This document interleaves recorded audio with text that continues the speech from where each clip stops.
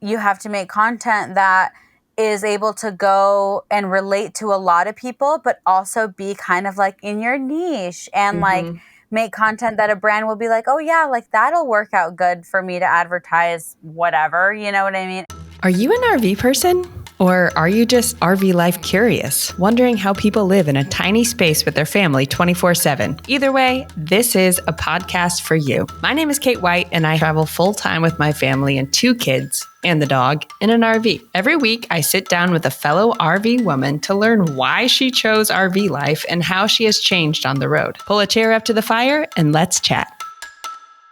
Hello, my friends and fellow RV queens. This is Kate White, your host, coming at you from one of my new favorite places on earth, Petoskey, Michigan, where it's a beautiful 70-something degrees outside while the rest of our poor country is like sweltering in the heat. Oh my gosh, everyone, seriously, Northern Michigan has stolen my heart. Today, I got the great honor of meeting and chatting with Aleja Briles, and she is actually the first Latina woman that I have had on this show, and one of the only Latina women that I've met on, like, during RV life, and she explains why during the podcast, which I thought was really funny and fun. I mean, we became fast friends in this conversation. Like, we were talking about birth stories. We get into the nitty gritty on how to light the camper oven properly. We talk about her super cool business that she runs and that actually like funds their life on the road. So many cool stories. Toward the end of the episode, she gives a little sneak peek into what her and her husband's next nomadic adventure is. And it sounds like a movie. Like, they're going to be living the dream. It's so cool. I really enjoyed this episode. I think you will too. Let's get into it. Hola, Aleja. How are you today? Hola, I'm good. How are you? I'm good. Did I pronounce your name right? I hope I did. Yes. Okay, good. You did. You did. I was actually surprised. A lot of people get it wrong. So you were perfect. Yes. I did take a lot of Spanish in my growing up years, so some of it stuck. Not all of it, but a lot of it did. So where are you guys today? Where are you coming from? We are in Bend, Oregon right now, trying to stay away from the smoke. Yeah, I've heard it's so beautiful up there. Everyone says Oregon is like a must-see. Yeah. Is that where you guys are from? So it's where my husband, I always say he's like half from here because he grew up half the time in Portland and half the time in Bend. But this will be our like forever spot eventually. Okay. So where I would love to start this conversation is back, the Aleja before RV life. I think you had a career and a house in the burbs and all of the American dream stuff. Tell me, paint a picture for us what your life looked like a few years ago. Yeah, I mean, you had it pretty spot on. So yeah, we had the house in the burbs. We lived in Dallas, Texas, and it was great. We loved it. We have wonderful friends that we still love there. My family is actually still there. And there were so many things that we loved. We had a house just in like a little suburb east of Dallas. And my husband was working a consulting job. And I was still teaching, but I was actually teaching English for a bigger online company. And we had just had our first kid. And eventually one day, I mean, I guess if we'll get into that in a sec, we were just kind of like, is this what we want forever? So yeah, that was the Aleja before. Lots of working. I was doing a little bit of social media, very different than what I do now. Like right now it's like hippie mom stuff on the road. And back then it was like very much like Dallas and like out for drinks and brunch. And I definitely don't do that anymore. Right. So yeah, quite a different life, but I definitely love this life more, I think. To me, it's like the American dream is in the bag, right? You got the college education, you have the big house, you have the dual incomes, you have a kid, maybe you had another one on the way. What was it? what happened that made you want to just sell it all and get into RV life? I mean, there are so many things. So we actually came to Oregon on, I'm trying to think, we came here twice, like kind of while COVID was happening. And we were here in March of 2021.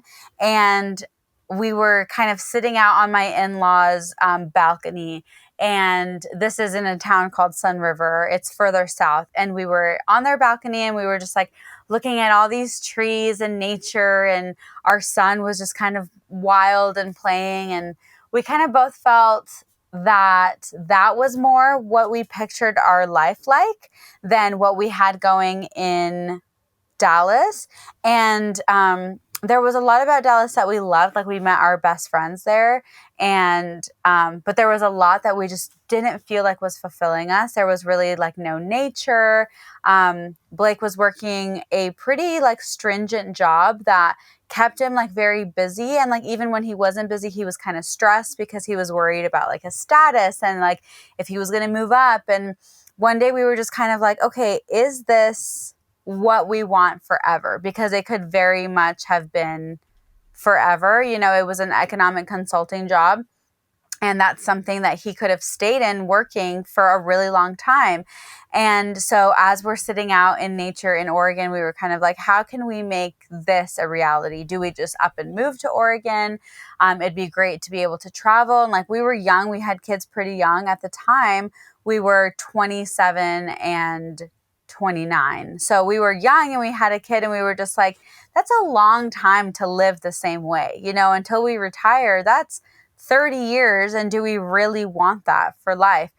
And so we started looking into alternative lifestyles and we came across, you know, the nomadic world and we watched everything from van life to schoolies to RVs. And we were like, okay, I think this is possible. It seems like people do this. So maybe we could try. And the timeline was incredibly short. Like this conversation happened in March of 2021. We had our house on the market by June 2021. We bought our RV in June 2021 and we sold our house in July and hit the road in September. So it was like a couple months that we discovered RVing and then left. So we knew nothing. Like, and now it's been 2 years. That is awesome. We had like a super quick story like that too, where it was just like, this seems like the right thing to do next. And we were like 2 or 3 months. I think it was like July we had the conversation and then we left in September. So that's crazy. So I always am curious, like, did you know anything about RVs? Were you like camping people before, like outdoorsy, or was it just like, you know, the internet school? What is it called? Google University. Yeah, it was definitely a combo. So I had never stayed in an RV in my life. I had been in one RV. Our friends, the Schroeders, they have an RV. And I remember we met up with them once and we were like, oh, can we see your RV? And we kind of walked through it and I kind of thought, oh, this is cool. But I literally had been in one RV before we decided to do this. And we were always outdoorsy. In college, we were super poor college students. And so that's all we did is on the weekends, we'd take our little tent and go camping. And we were in Utah at the time. So we would go to Moab and Zion. So we did always kind of do, you know, outdoorsy kind of wanderlusty stuff, but had never done RV, had also never like really built or done anything. And we renovated our RV. So that was another new thing too. Oh, so gosh. yeah, we went into it knowing nothing. First of all, how did you pick a motorhome, you know? And also, how did you decide how to renovate it? To me, it's just like, it's so overwhelming, especially when you're new and know nothing. Tell me about that decision process. Yeah, 1,000%. So we decided on a motorhome. So it was actually my husband's idea. And we had this thing where we kind of went back and forth because I really wanted a fifth wheel. And he wanted to do the motorhome because he was like, I think it will just be easier to be able to drive something. And we had a pretty big house. And so I knew that like reducing down, I was like, the smallest I think I can do is a fifth wheel.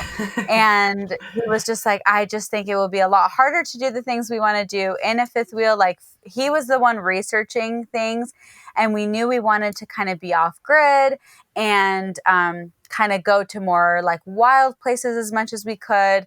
And then he was worried about the size of the truck compared to the size of the fifth wheel that I wanted.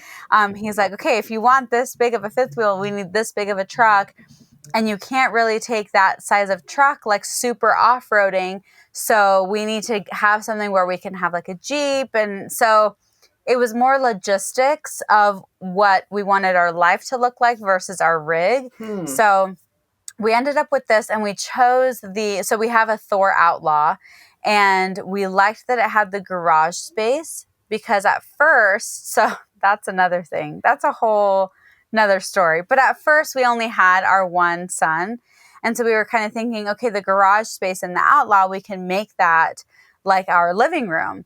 And so we can have all this extra space here. Plus on the deck is where we can have our dogs because we have 3 dogs. I have a fostering issue where I will volunteer to foster and then I keep the dog. Yeah. So we had 3 dogs.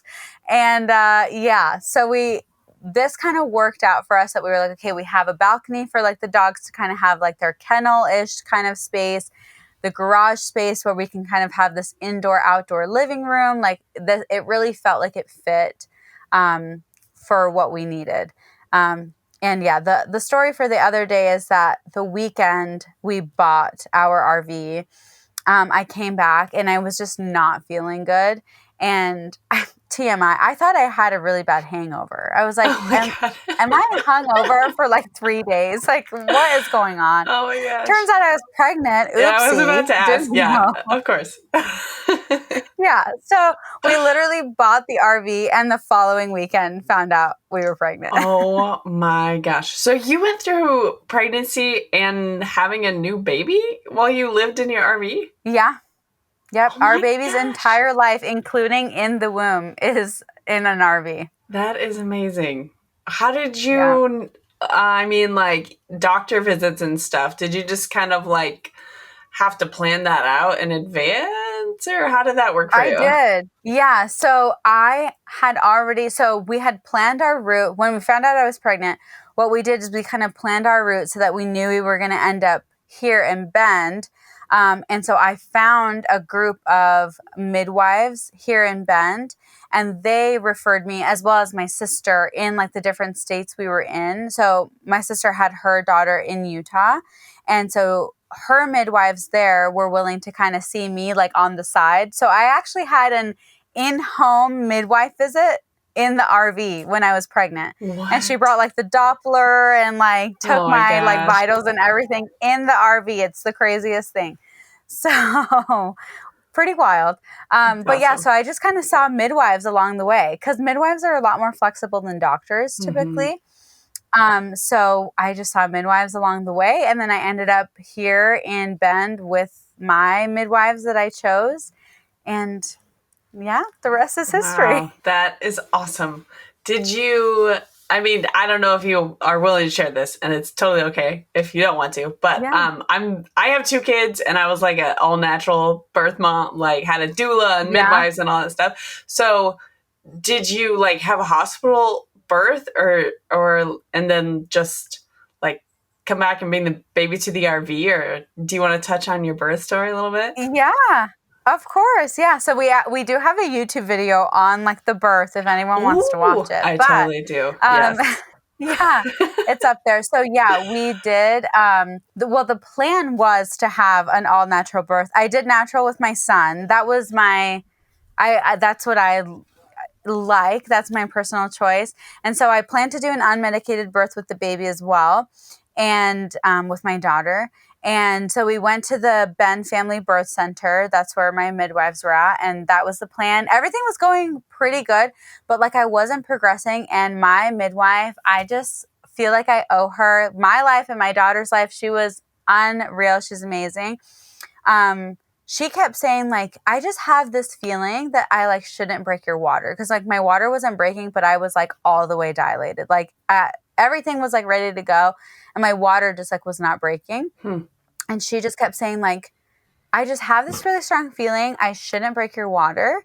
But, like, you tell me what you want to do. And I was like, okay, like, we can just, like, keep trying. And I kept trying to push, but, like, my amniotic sac was, like, pretty big. And so it just was not coming through.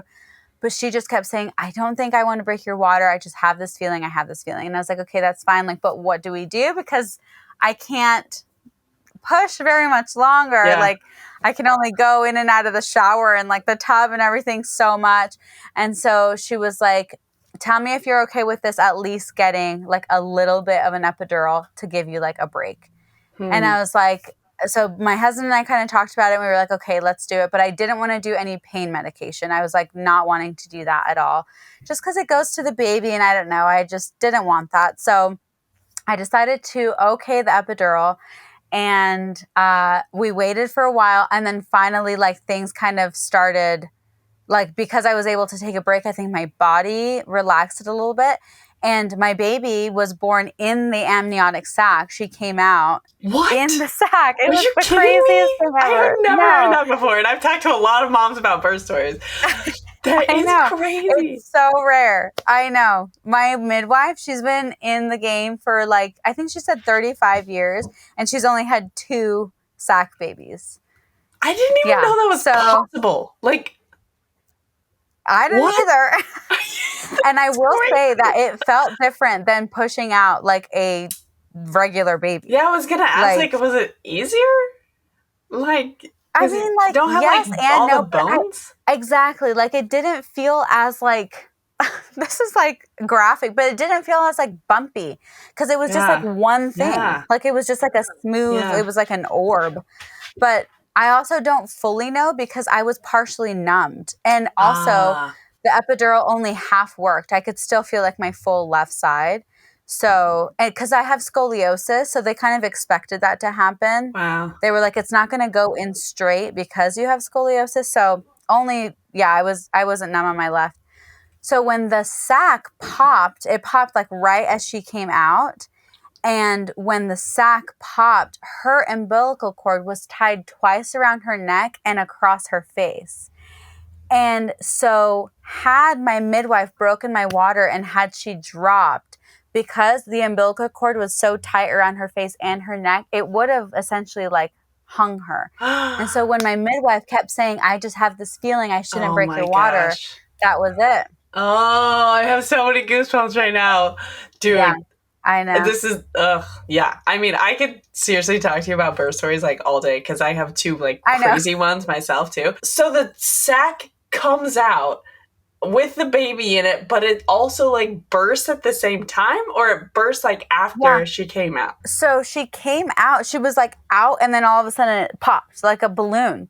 Okay. It was the craziest thing. I almost think it was so, like, cool. The pressure of being outside. Yeah. Like, because it literally, it's like she came out and then it just went, and, like, the water and everything was everywhere. Wow. And she was just there, and she was purple. And she just had, like, I just saw, like, looked like she was wearing, like, the thickest choker. And then, like, her face was smushed. And she was so chubby that she had, like, a dent in her face. Plus her little for probably, like, heart. a couple days. Yeah. Oh, she was so cute. My oldest, I, like, prayed. I was, like, really freaked out about having the cord wrapped around her neck when she was born. I mean, out of all the things that could go on, I was, like, so freaked out about it. And she came out with it around her neck, but then ended up being fine.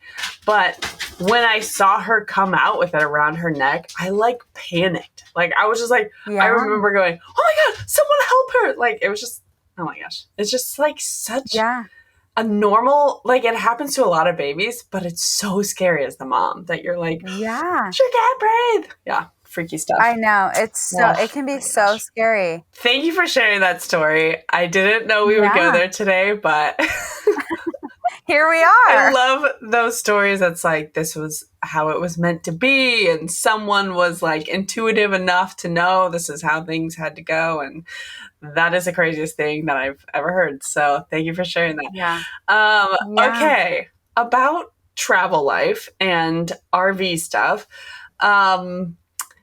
You traveled while pregnant for the first, 9 or 10 months. And then, Yeah. so did you guys, was your style like kind of quick and like, let's see as much as we can? Or talk to me about like how you have traveled over the past couple years here. Yeah, that's such a good question. No one's ever asked me that. Yeah, so while I was pregnant, our travel was pretty quick. Like, I would say we stayed at the longest in one spot for like 2-ish weeks, because we were trying to see as much as we could between Texas and Oregon. And so we were kind of like going everywhere. But it's funny, as soon as we had the baby, it completely changed. Like, we'll do a month in one spot. Yeah. And even then, it's like we'll do a month in one spot, but the spots are in the same state. And so the next spot is only like 3 hours away, and we'll do another month in that spot or something. Yeah. So it's really changed. But yeah, while I was pregnant, we moved around a ton, which I don't recommend to pregnant women.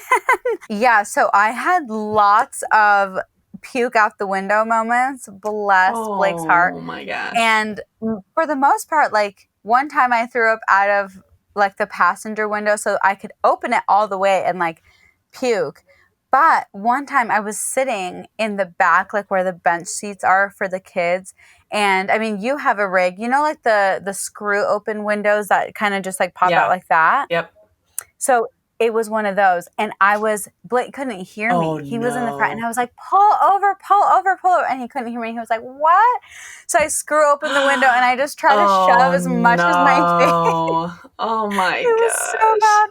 So then he pulls over and I like go to the bathroom to like clean myself off. And I just hear him out there like wiping the side of the RV off because my throw up just went along the whole side of the RV. It was so bad. Can you imagine if you were someone driving by you right then? Oh boy. You'd be like, yeah. What is what is going on? I know. Oh, So we bad. are keeping it real with this conversation. I love it. I mean, birth, puke. I mean, we have it all. Yeah. So how old is your baby now? She is 1.5. Pretty much that first year-ish was like pregnancy, having a baby, and then slowed down a lot. And since then, you've just kind of like done months at a time. That makes sense. Okay, so I would love to talk with you about your heritage also, being a Latina. You're the first Latina I've had on this show, and I haven't met like many full-time Latinas. So will you talk to me about your heritage and about your family background? Yeah. One thing I will say, I don't feel like, I mean, I'm not surprised I'm the only Latina because it's not common. My family thinks I'm insane. I was going to ask that. They're like, Aleja's living in a car. And I'm like, I'm 100% not living in a car, but they all think I am. So yeah, it's just so not funny. Hispanics. We don't do this, but here I am. Yeah. So I'm Colombian and I'm Afro-Colombian. So my dad is indigenous and Black. So he's like part of the indigenous community in Colombia. And then we have like slave ancestry. So we're like Afro-Colombian. It's kind of like African-American, but in Colombia. And he's indigenous and African. And my mom is just like your typical like Euro Latina. She's like she's fair and has like jet black hair, like what you imagine a Latina to look like. Okay. And so I'm from Colombia. I'm from like central Colombia. My mom's from the coast. And we moved to the U.S. when I was 4. And so, I mean, I've lived in the U.S. I mean, I was 4, I was so little. So I love my heritage and I love my background. It's a huge part of me. And I really try to like teach my kids about it. It's hard because you don't meet that many Colombians. You meet a lot of, Mexicans, and the culture is very different. Like our culture is pretty different from Mexicans, but I like for them to, have a little diversity in their lives still. And But my kids, they speak English, and I try to speak Spanish to them. And every once in a while, now my 3-year-old, he'll be like, "No, not in Spanish." Like I'll say something to him in Spanish, and he goes, "Not in Spanish." Oh And my I'm like, gosh. "Oh, dang it!" So we're working on it, but Yeah.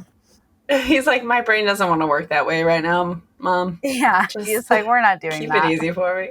So, what is the difference Exactly. between Colombian cultures and Mexican cultures? Yeah, I mean, I don't know that much about Mexicans. My a lot of my friends growing up, like I have a lot of Mexican friends, and even like just when it comes down to like food or like music, like Mexican food is very spicy. Colombian food is not. Hmm. Colombia is more. I don't know how many people know much about like Puerto Rico and the Dominican Republic, but that's more where like Colombia leans. We're more like a Caribbean.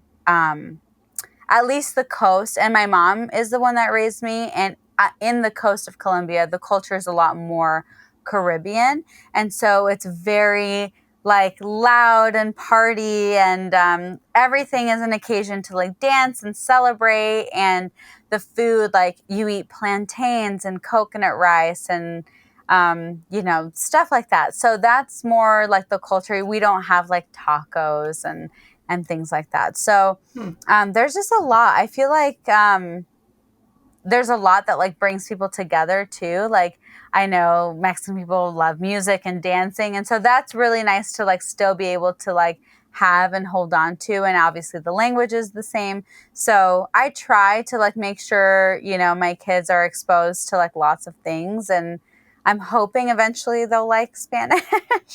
But I like at least make Colombian food at home. Like I try to make like empanadas and stuff here, and it's harder in an RV because like an RV stove, it's like you have the propane cranking all the way as like you're Yeah. making this meal that takes like 2 hours in a house. So it takes like 4 hours in an RV. Right. It's not as, what's the word? Not stable, but it's not as like predictable. I don't know. Like trying to bake stuff in Yes, an oven. I'm exactly. like, it's kind of like 400-ish degrees right now. And Yeah. so if the recipe says it's going to take 30 minutes, like maybe it's going to take longer. Maybe it's going to not We'll take as long. see. Like, Exactly. yeah. Or like where the rack is. If the rack is like Right. Oh really my close gosh. to like the Yes. fire bar, you're like, oh, okay, the cookies are completely burnt. Great. Yeah, exactly. Oh my gosh, that fire bar. I was baking bread earlier today, actually, and I was like in, another room of the RV, and I was like, I could smell it. I was like, oh my gosh, it's too close. Like, it's just like Yeah. burns everything to a crisp. But here's a small tip in case you haven't heard. I'm sure you like probably know how to cook better than me in an RV. But I did find that if you put foil, like, between where the cookie sheet goes and like where that metal, like right above the fire strip, like you said, Yeah. it Yeah. kind of makes the heat more like, doesn't burn everything. Really? Like it kind of just like circulates the heat around it better. Oh. Yeah. It just kind of adds like a little layer. You know what? I did not know that. I'm going to go put Nice. tinfoil there Yeah. right now. So it works for something like bread, but if you're trying to make, pizza that you kind of want crispy, then Oh, yeah. you got to do like halftime with the foil, halftime without the foil. Yeah. It's super fun. Yeah. Oh my gosh. Okay. You know what? Since we're talking tips, one that maybe some other fellow moms would like. So if you're making cookies, and my mother-in-law told me to do this, and she's never lived in an RV, but she said that like her grandma had this really old stove that had like fire at the bottom. And she's like, oh, let's try this. Cause we kept burning these cookies. So we took like a cake pan, or like a brownie sheet, and we flipped it over and put the cookies on like the back of the cake pan Brilliant. and cooked it like that. And she's like, it kind of makes like a convection oven Yeah. because it brings it up high and it keeps like hot air there. The cookies were perfect and they were like fluffy. Oh my gosh. Brilliant. Yeah. So there you go. Nice. I have never heard that one, but I'm going to try it. I lit our stove the wrong way for like the first 6 months because we had bought this old used fifth wheel and we had never used an RV before. And so the person that we bought it from said you have to light the oven with like the lighter stick. You have to like hold the lighter stick down there and then like, do the little lighter button thing. Yeah. And so literally for 6 months, I was like down there, like bending over, like with a fire stick in there and doing this thing. And like, if you're baking something and then you turn the oven off and then you're like, oh shoot, I need to bake anymore. You can't do that because you can't like reach your hand into the hot oven. Anyways, whatever. Yeah. It was like,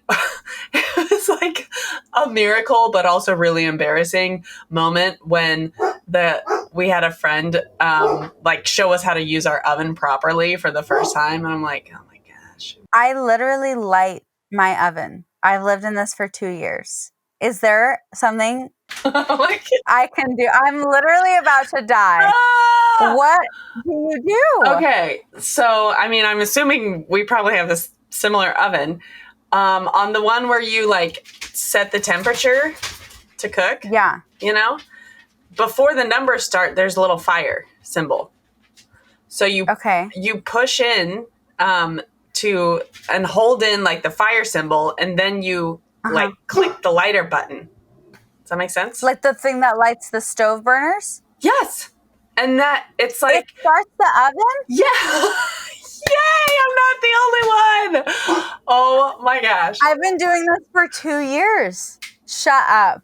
Yes, seriously. Oh my God. And if you look down I literally get in there every time and I'm like holding the knob and lighting the thing. Yes. Oh my gosh. No way. I'm serious. I'm so glad I told you that. Yes, me too. There's no way. That is so funny. Okay, well, I am going to go light my oven right after there this. we go. And make some cookies on an upside down pan. Yeah, exactly. I love it. Well, I'm glad that I was able to share with you how to use an oven properly. And I'm like an RV newbie, so I tell everyone that I can about that trick. So. Oh my gosh. That's amazing. Thank you. Okay, so totally change of topics here. You run a business with your sister called Spanish Sisters. Yeah. Would love to chat about that. What was your original inspiration to start that business? Yeah. So I mentioned briefly before that my sister and I, or that when we were in Texas, I taught English for a bigger company. And my sister and I actually both worked for that company. And we were teaching English to Spanish speakers.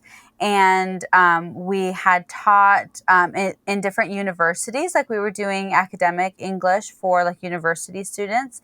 And it was like a friend of a friend reached out and they said, hey, you teach my friend English online. And I've been trying to better my Spanish because I'm going to move down to, I think they lived in Colombia. But they were like, I'm going to move down to Colombia like permanently. And I want my Spanish to be really good when I'm there. Do you guys teach Spanish? And they were inquiring of like the company that we worked for.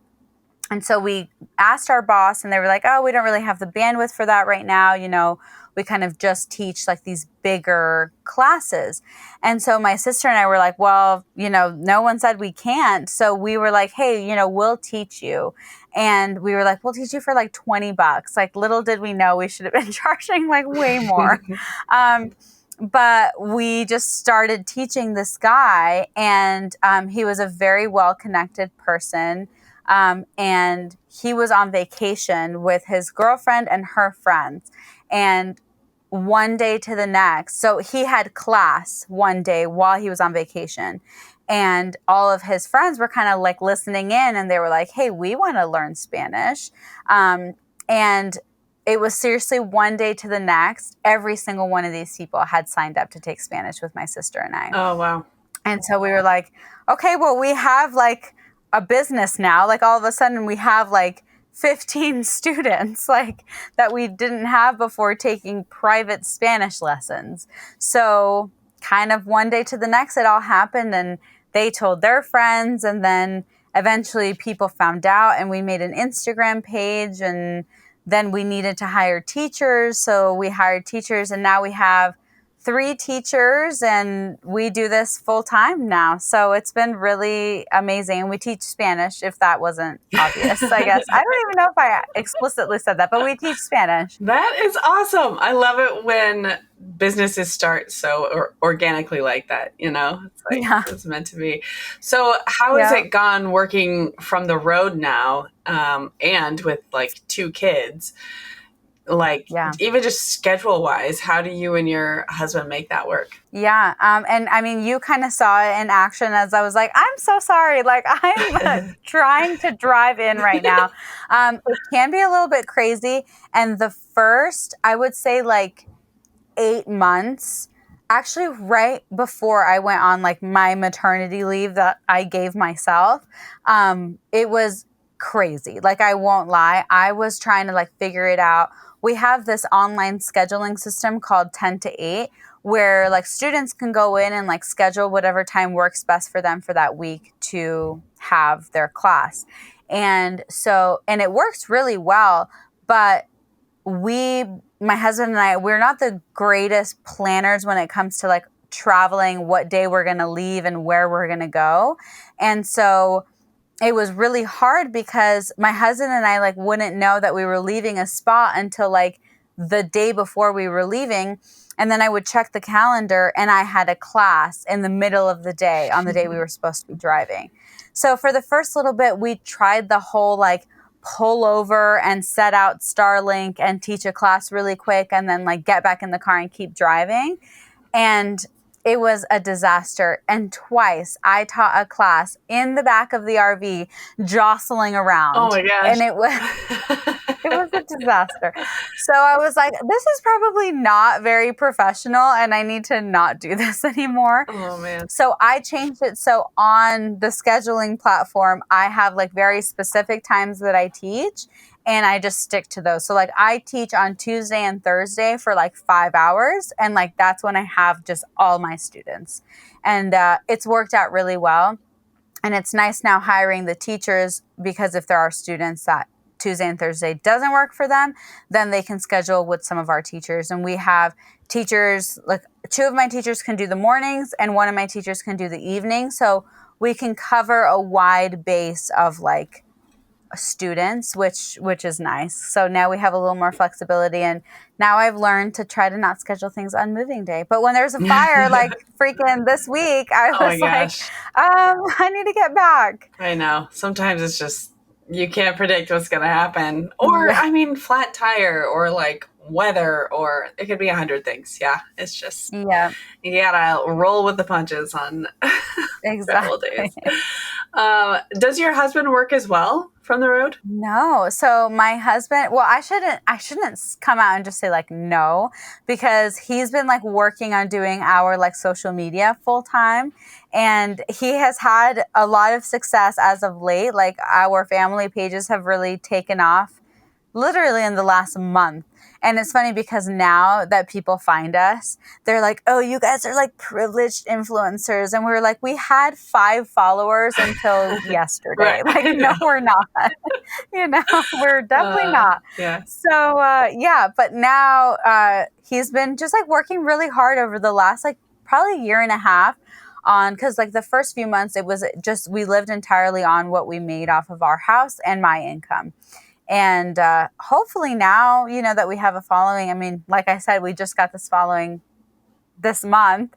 So maybe we'll start doing some social media collaborations and make some more income there. But yeah, he's been working on that, which takes a lot of time, as you probably know, like editing and, it's more time than you would think. I remember, before we started this lifestyle, I was the breadwinner, to be honest, and I had the office job and the corporate job and all that stuff. And when people would talk about influencers, it's like I don't really call people influencers. I'm like, you're content creators. Like that's literally your job is like creating content all the time. Mm-hmm. Anyways, I never really took it seriously until we started RV life, and I like kind of started dabbling in it. And then I met a lot of people that do content creation that are RVers and all that stuff. And I'm like, this is real. Like, it's work, and you have to be a smart professional. Like, it's not just teeny boppers in their room. Yeah, I don't know, like whatever I used to think it was. Like, it's not some like flaky, it's like real. Yeah, like, oh, here's a picture of me, and like easy peasy. Like, it's not like that anymore. Right. So yeah, for sure. And a lot of the people that not a lot, I would say maybe like half the people I've had on the podcast, like are serious content creators and brand deals. And it's a lot of time management, especially when you have kids, and like you have to sell yourself to the brand. Like, you have to pitch yourself properly. You know, it's like a whole thing. And you have to like make content that, like, that's the one thing, like, you have to make content that is able to go and relate to a lot of people, but also be kind of like in your niche, and like make content that a brand will be like, oh yeah, like that'll work out good for me to advertise whatever, you know what I mean? And then when you do make an advertisement, you have to try to make it so that it's like genuine and isn't like, buy Suave today. Oh, I know. You know, like, there's a lot of creativity that has to go on there.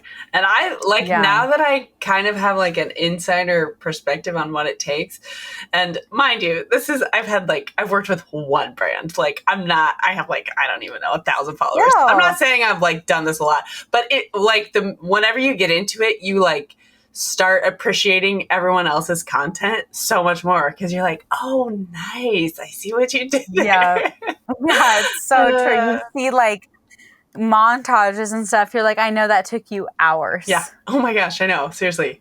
Or like, where do they get that transition? Like, what app did they use for that transition? Oh man, total nerds. True. Okay, so you were a singer at one point in your life. And one of your most embarrassing moments revolves around you singing. Oh my gosh, where did you even get this from? Research, girl. What happened? It's so true. Okay, so literally, this is so embarrassing. Oh my gosh. Yeah, so I used to dabble in singing. I would say I liked the arts. So like, I danced in high school and in college. And then like I sang, like, I mean, I sang well enough, I will say. Like, I was an honor choir in high school and stuff. And so I served a mission. I did like a mission for a church, and they were having like a musical number. I don't even know if this is the story. I probably have multiple embarrassing stories around singing.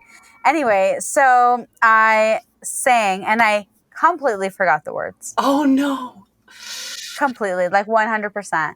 And I like tried to get it back, and I ended up just literally finishing the song. Like I just stopped singing and I sat down. And then after, like, the little president of like what we were performing for came up, and like so passive aggressive and also so embarrassing, was like, thank you to everyone who prepared and put effort into their musical numbers, and like looked at me, and I was like, oh my gosh, like, it was so embarrassing. So yeah, I stopped singing. Oh man, that is not really after that, but like I didn't sing after that. Yeah, that is the stuff of nightmares for me. I didn't have that experience singing, but back in the day, you know, I don't even remember, it was high school or college or something, and I had I was a theater person for like a hot minute, and I forgot the words, and like could not, like, just nothing. My brain, I was just blank, and it was just like, like, what do you do? It is the worst feeling. And once your brain realizes you've forgotten, you don't even know your name at that point. You're just like, I forgot everything. The worst. It is the worst, which makes me appreciate, like, you know, people that sing and dance professionally. I don't get it. I've never been a dancer. I don't understand how you can remember all these words and sing it perfectly and dance at this, like, remember all the dancing stuff. I'm like, Beyonce, you are superhuman. How are you doing that? I like the singing and dancing. I can't even imagine doing that at the same time. Like, my friends wanted me to join like show choir because I was on the dance team and like I would do choir. And I was like, I don't think I could do the two at the same time. Like, there's no way. And it's the same with people that can play the piano really well. I'm like, how are you reading music for both all 10 fingers, like both hands? I don't. What? How is your brain doing that? Yeah, I know. It's crazy. I don't know how people do it. Oh man, that's good stuff. Well, thank you for sharing that embarrassing Yeah, moment with you or with us. no problem. I'm sure I have many more. So when you think back to the Aleja before RV life a few years ago, and then you yourself now, what has changed? Oh, that's such a good question. Probably like the first thing that pops into my mind are like, I guess like the materialistic things. I never thought of myself as like materialistic necessarily. But, Blake had a good job and I was making income that, I mean, I hate to say it, but that I didn't really have to like contribute to like the household.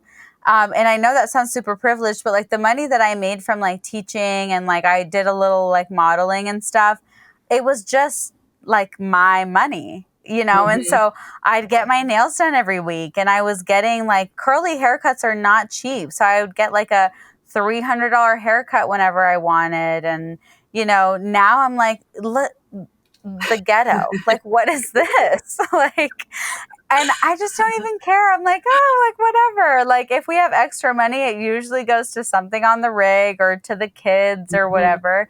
And it just doesn't really feel like I care about those things. And I see my friends and I'm obviously super happy for like my friends that I see online that are buying houses and like decorating them or like putting pools in their backyards or whatever. And that's amazing for them. And I'm sure they are super happy and they've worked towards that. And I never want to take that away.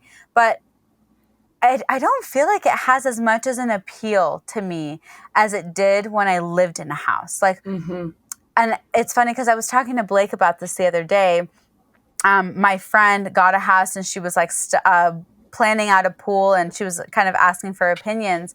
And I was like, isn't it crazy that if we still lived in our house right now, I would probably be like stressed and worried about redecorating because we got the house this many years ago and like we probably needed to update the furniture and redo the backyard or whatever. And that's what would be consuming me. And it just feels now almost so like devoid of like meaning because I'm spending time with my kids and I'm enjoying it and I'm spending time with like my husband all the time and we're exploring all these beautiful places where I'm tomorrow we can go down to a waterfall and that's what I'm spending my time thinking about, not what rug would go better with my couch, So I just feel like there's such a difference with the things that matter to me. Oh man, I feel that so much. Yeah. Okay, so speaking of, decorating and things, you guys recently posted your beautiful motorhome for sale. Thank you. I'm super curious, what is next, in this adventure? Yes. Oh my gosh. Okay, this is actually fun because you'll be the first person to like publicly know, I guess. So I guess our followers will find out on the podcast maybe. That will be fun. They'll get a little sneak peek. So we're doing something kind of crazy. So we're still going to be nomadic. And the plan is that we're going to, I thought I just heard my son. Sorry. So the plan is that we are going to buy and build out a 170 extended Sprinter van. And we're going to make it super modular and we're not going to van life in the US. We're going to do a semi-nomadic European adventure. So the plan is to ship the van over to Europe and spend a good chunk of time in the van, but also a good chunk of time in like Airbnbs throughout Europe. and travel through Europe for like the next year and a half. And then after that, we'll see where the wind blows. But that's the plan right now. That is the dream. Oh, man. So good. Are you doing the work yourself on the van? Or like, how do you know how to do all that? Yeah, that's the plan. So I think that will be kind of part of the adventure, like the adventure that is next, is we want to try to build something from like the ground up, because we've really enjoyed the renovations that we've done in the RV. And so we're selling this. And then once this is sold, we're going to be going back to Texas, and we're going to live with my parents because my dad's a contractor. And so we're hoping that with my dad and us, like, we're going to be able to build out the van from the ground up. The plan is to really make it super modular. Like, everything is going to convert into something else. And we want to have as much space still to be conscious of like the kids. And we're going to do a pop-up roof so that the kids still have like their own area up there. Our bed is going to be like an elevator bed. So like when it raises up, the kids have like open floor space. So the plan is to have like a hyper modular van, and we're going to try to build it ourselves. So we're giving ourselves like 6 months, and we're hoping to leave to Europe by like May, June of next year. I love it so much. That sounds awesome. Well, we are excited to stay posted on, I'm sure you guys will like document, the process there. That's so Yes. Cool. Okay. I have one more question, and then I would love for you to share where everyone can connect with you online. Yeah. The slogan for this show is a podcast about unexpected riches. And I would love for you to share what's the unexpected richness that you have found from RV life. Oh, that's so great. I think probably the unexpected richness is time, realizing the value of our time. And, it's an economic term, at the risk of sounding like a total nerd, but there is a such thing as the time value of money, or like the value that your time holds. And there's not a rewind button. Like, my kids will never be 3 and 1 again. My husband will probably never have, the chance to be with his kids all the time, or maybe I wouldn't. Who knows what life will be like in the future, but kids eventually go to school, or you have to focus on homeschooling them. My kids are so young right now that it's not really that big of a focus, but in the future it will be, and that's what will consume our time. And so just being able to literally spend every waking minute with our kids, and for us to be their influence rather than rando Jan at daycare, or some little kid who knows what he's teaching my kids. We get to be who the kids look to, and we get to teach them what's important and what values we have as a family. And I just think that even though they may not remember what we're doing, that it will affect them. I really do think that their souls will remember it. And at the risk of sounding like a total hippie, I really feel like our bodies hold memories. And I feel like our kids will appreciate this, even though they may not be able to recall, like, yeah, remember when we went on that bike ride in the Tetons? Maybe not, but they'll be able to like feel that time and that effort that we put into being with them. Oh yeah, totally. And not to mention like all the goodness of just literally running around in the grass on the earth, and all these places. Yes. Just soaking up that good nature time too. Exactly. Yeah. Just having an appreciation for that. Yeah, it's so true. Good stuff. Oh man, thank you so much for being on today. I loved chatting with you and getting to know you. And will you tell everyone where they can get more of you on the internet? Yes, of course. So you can find our family page at the Briles, so Briles. That's across all socials, YouTube, TikTok, and Instagram. And then my personal page is just Aleja Briles. And our Spanish teaching page. If you ever want Spanish tips, we try to post some on our Spanish Sisters page, and it's sisters with 2 S's at the end. Oh, thank you so much for being on today and for sharing all of your goodness with us on the podcast, Aleja. Thank you. Thanks for having me. You are welcome. I will see you on the road. Thanks for listening to the RV Queens podcast. If you would like to be on a guest on the show, click on the link in the show notes to the guest application. And if you would also please go ahead and subscribe to the channel and like the video, that would help us out a lot. Thanks a lot, and I will see you on the road. That is amazing.